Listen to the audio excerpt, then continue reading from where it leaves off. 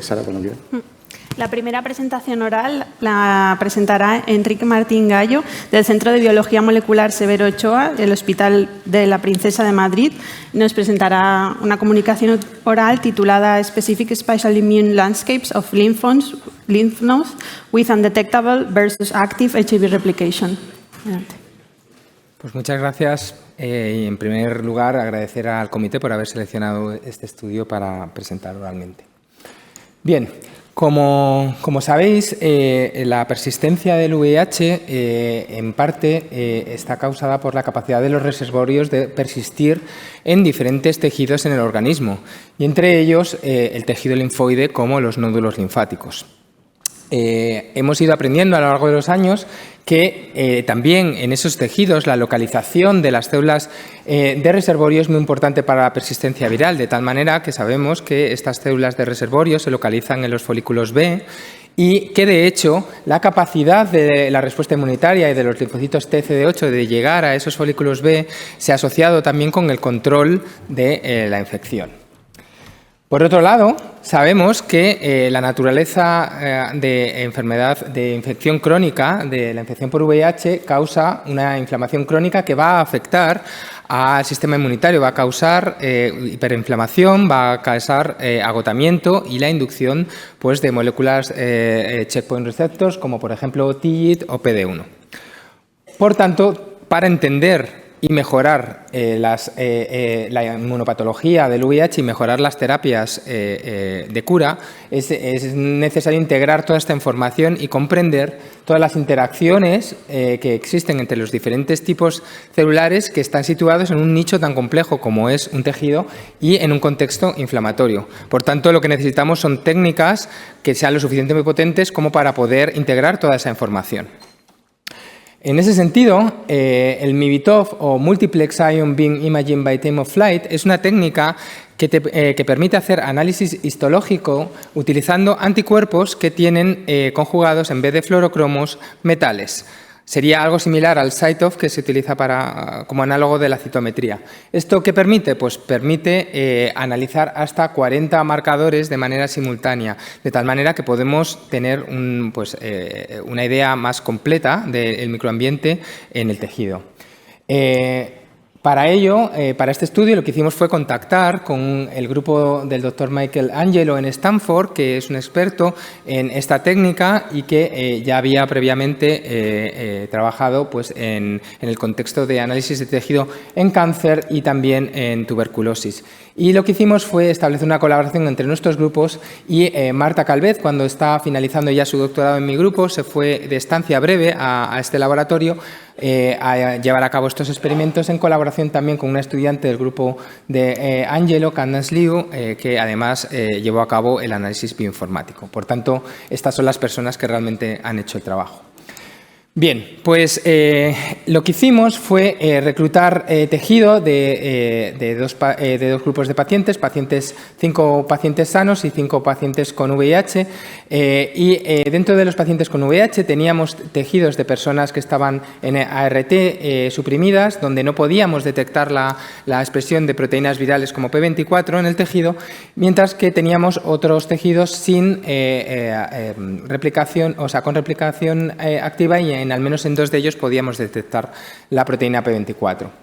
Lo que hicimos fue diseñar un panel de MIBITOF en el cual incluimos diferentes marcadores de linaje linfoide, linaje mieloide, marcadores de activación, marcadores de agotamiento y de inflamación, como el inflamasoma, además de marcadores metabólicos. Y bueno, esto es simplemente para que veáis las imágenes individuales que se obtienen de cada uno de estos marcadores. Pero obviamente esta información, como he dicho, hay que integrarla. Y esto es exactamente el pipeline que tienen puesto a punto en este laboratorio. Lo que permite es categorizar cada una de las células en los diferentes linajes hematopoyéticos, linfoides o mieloides. Y a continuación cuantificar la frecuencia de esas poblaciones en los tejidos de personas con VIH versus los tejidos de personas no infectadas, que como veis ya se observan diferencias claras. Obviamente, como es de esperar, en los tejidos sanos, que son los que se observan a la izquierda, la cantidad de células TCD4 es mucho menor que en los tejidos con VIH. Aquí están estratificados como sin replicación activa y con replicación activa a la derecha. De manera inversa, lo que se observa es que hay un aumento en las células TCD8 en el tejido de personas con VIH y este aumento es más significativo cuando hay replicación activa. Hasta aquí, pues esto ya lo sabíamos en el campo, ¿no? En cuanto al fenotipo de las células CD8, bueno, pues lo que observamos es que independientemente de la replicación, que sea activa o no, existe un aumento en la frecuencia de células con marcadores de citotoxicidad que están infiltradas. Y como digo, es independiente, pero sin embargo hay marcadores de memoria inmunitaria, agotamiento como TIGIT o incluso respuesta antiviral como el interferón que se detectan ya de manera específica en aquellos tejidos que tienen una viremia activa. Y fue curiosamente un marcador, que es la caspasa, que es un miembro de es una molécula de la vía inflamatoria del inflamasoma, la que encontramos colocalización con las células CD8 de una manera muy específica en los tejidos con replicación activa y también en estas células citotóxicas. Esto podría indicar que estas células podrían estar hiperactivadas. Quisimos analizar la coexpresión de esta caspasa con diferentes marcadores de las células CD8 y lo primero que observamos es que realmente, si ves la columna roja, que es el tejido con replicación activa, el marcador que más coincide es el marcador de memoria CD45RO, es decir, que son células de memoria. Sin embargo, teníamos una serie de marcadores que podían coincidir o no, pero que se encontraban en frecuencias más variables y más pequeñas, lo cual nos hizo pensar que quizás teníamos subtipos de células CD8 que estaban localizadas en sitios distintos, en nichos concretos. Para abordar esto, lo que hicimos entonces fue analizar la cantidad de células CD8 y su fenotipo fuera de los folículos B e infiltradas dentro de los folículos B. Y lo que observamos es que, curiosamente, independientemente del grado de replicación, prácticamente se observan las mismas cantidades de células CD8 infiltradas dentro del folículo. Pero si os fijáis, lo que está ocurriendo es que se acumulan las células CD8 y no pueden introducirse dentro del folículo en el caso de los tejidos con replicación activa. A nivel fenotípico, lo más interesante de todo es que, si bien, como veis aquí, estas dos últimas columnas son el tejido con replicación activa, las células CD8 tienen mucha expresión de caspasa, sin embargo, su fenotipo cambia. De tal manera que lo que encontramos es que en esas células que están atrapadas dentro fuera de los folículos tenemos mayor expresión de interferón, de una molécula muy interesante, la galectina 9, que es inmunomoduladora y que esta tarde mi estudiante Ilia os contará cómo se modula por el inflamasoma. Y son células con mayores niveles de granzima y mayores niveles de TIGIT. Por otro lado, lo que ocurre es que las que están introducidas dentro de los folículos tienen menores niveles de granzima y carecen de estos marcadores y, sin embargo, expresan más TIM-PD1. O sea que puede ser que a nivel funcional esas células ya tengan unas características totalmente diferentes. Hemos querido también intentar entender cómo están interaccionando estas células CD8 con diferentes tipos celulares. En una pipeline que desarrolló Candence llamado KISH en el laboratorio, puedes cuantificar la frecuencia de estas interacciones y, como veis, las células CD8 en tejido no infectado pues pueden interaccionar con diversos tipos celulares. Sin embargo, lo que ocurre en el tejido con VIH es que esas interacciones quedan mucho más restringidas y están asociadas con endotelio y fibroblastos, probablemente por la extravasación y la inflamación, y también preferencialmente con células de linaje mieloide, que es lo que veis aquí a la derecha. Queriendo profundizar un poco más en la composición de estos microambientes, quisimos analizar qué células están alrededor de esas células CD8. Y lo que identificamos básicamente fueron 4 clústeres diferenciales que se caracterizaban por diferentes componentes de células y de rutas. Y lo que observamos es que en los tejidos con replicación activa había un clúster, el clúster 2, que está mayoritariamente formado por células que están interaccionando con otras células CD8 y que, curiosamente, se caracteriza pues, por la expresión de TIGIT, de galectina y de caspasa. Por otro lado, en una situación de supresión viral, lo que tenemos es un clúster 3 que se caracteriza por la interacción con células de linaje mieloide fundamentalmente y otro tipo de marcadores. Por último, hemos querido también comprender cómo estos nichos y esta correlación se asocia también con la proximidad a las células infectadas, de tal manera que uno puede cuantificar las células que se encuentran a cierta distancia de las células P24 en los folículos. Por ejemplo, aquí como en un ejemplo en diferentes tipos de tejido virémico, tanto si se ha interrumpido el ERT como si se trata de un progresor no tratado, obviamente las células B siempre van a estar más cerca de las células infectadas. Pero una cosa muy interesante que hemos encontrado es que existe un fenotipo diferencial en las poblaciones mieloides, de tal manera que, por ejemplo, si se interrumpe la terapia antirretroviral, se encuentran en proximidad a las células infectadas células de linaje monocítico más inmaduras que probablemente están migrando ahí. Por otro lado, en el caso de personas no tratadas, lo que tenemos es poblaciones de macrófagos que expresan CD68 que están más establecidas. Y además hemos corroborado, como nosotros ya habíamos estudiado previamente, que en las células mieloides y sobre todo en tejido virémico hay niveles muy elevados de marcadores de inflamasoma como la caspasa.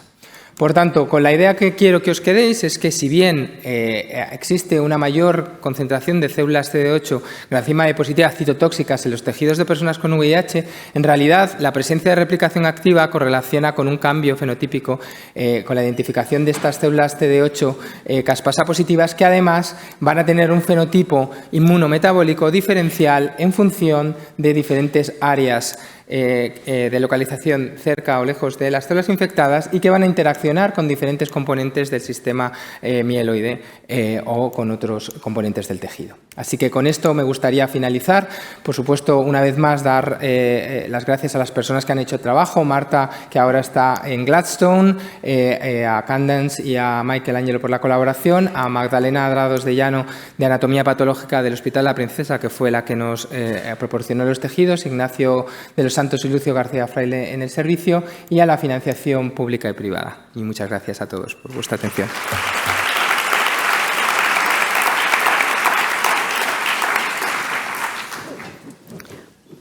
Muchas gracias, Enrique.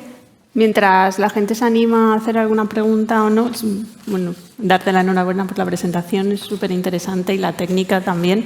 Os habéis centrado más en CD8 y mi duda es si esta técnica podría también permitir detectar qué células CD4 serían VIH positivas, o sea, estarían infectadas. Sí, sí, están introducidas también en el...